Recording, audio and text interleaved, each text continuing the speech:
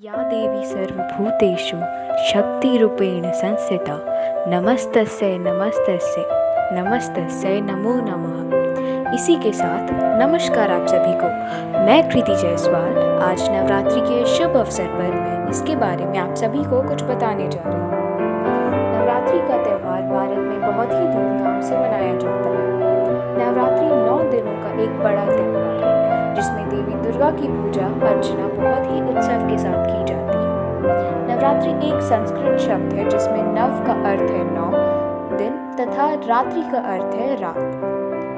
नवरात्रि का पर्व माँ अम्बा यानी माँ दुर्गा की उपासना का त्यौहार कहा जाता है। नवरात्रि के दौरान लोग 9 दिन तक अपने घरों में माँ अम्बा की मूर्ति एवं तांबे, पीतल या मिट्टी के कलश की स्थापना करते हैं और उसकी पूजा अर्चना पूरी भक्ति भाव से करते हैं। कुछ लोग इस 9 दिन तक उपवास भी रखते हैं। माता दुर्गा के मुख्य 3 स्वरूप हैं, महालक्ष्मी, माँ सरस्वती, माँ दुर्गा और इन सभी को नवदुर्गा के रूप में माना जाता है। माँ दुर्गा के 9 रूप को शैलपुत्री, ब्रह्मचारिणी, चंद्रघंटा, कुष्मांडा, स्कंद माता, कात्यायनी, कालरात्रि, महागौरी, सिद्धिदात्री, ये सब 9 स्वरूप जीवन के दुख को दूर करके जीवन में खुशियाँ वाले हैं। माँ दुर्गा हमारे जीवन की बुराइयों को खत्म करके हमें अच्छाई के रास्ते पर चलने की प्रेरणा और आशीर्वाद प्रदान करे। पौराणिक कथा। शास्त्रों के अनुसार एक कहानी है कि एक महिषासुर नाम का राक्षस था जो ब्रह्मा जी का बहुत बड़ा भक्त था। उसने अपने तप से ब्रह्मा जी को प्रसन्न करके उनसे एक वरदान प्राप्त किया। उसने वरदान में ब्रह्मा जी से मांगा कि इस पूरी सृष्टि में उसे कोई भी न मार सके।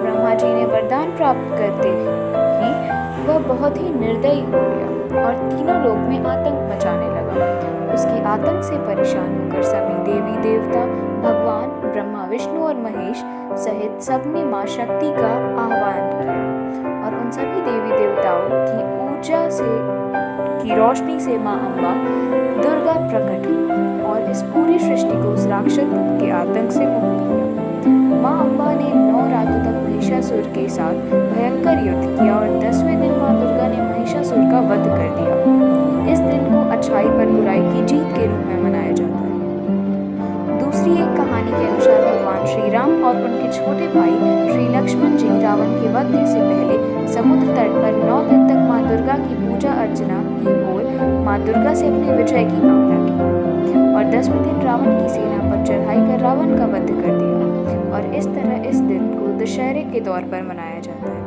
और आज भी भारत में कई हिस्सों में रावण के पुतले को जलाकर अच्छाई की बुराई पर जीत के रूप में उत्सव के तौर पर मनाया जाता है। पूरे भारत में नवरात्रि का पर्व अलग अलग रूप से पूरे भक्ति भाव से मनाया जाता है। खासकर गुजरात में लोग पारंपरिक वस्त्र पहन के 9 दिन तक माता की स्तुति, आरती और गरबा का गान करते हैं। छोटे छोटे गली मोहल्लों में भी लोग माता की मूर्ति को स्थापित करके उनकी उपासना करते हैं।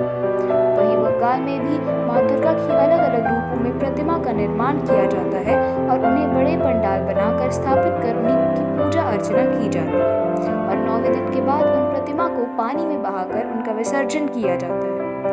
उत्तर भारत में कई जगहों पर नवरात्रि के दौरान रामलीला का भी आयोजन किया जाता है और अंत में रावण के पुतले का दहन करते हैं और पटाखे जलाते हैं। भारत के कई राज्यों में लोग 9 दिन के उपवास रखते हैं और आखिरी दिन छोटी छोटी कन्या को देवी का स्वरूप मानकर उनको भोजन और भेंट इत्यादि देकर उनका आशीर्वाद प्राप्त करते हैं। नवरात्रि में 9 दिन तक माँ के अलग अलग स्वरूपों की पूजा आराधना करने से माँ के आशीर्वाद स्वरूप हमें एक नई ऊर्जा प्राप्त होती है जिससे हम अच्छाई के मार्ग पर आगे बढ़ सकें। इसी के साथ धन्यवाद।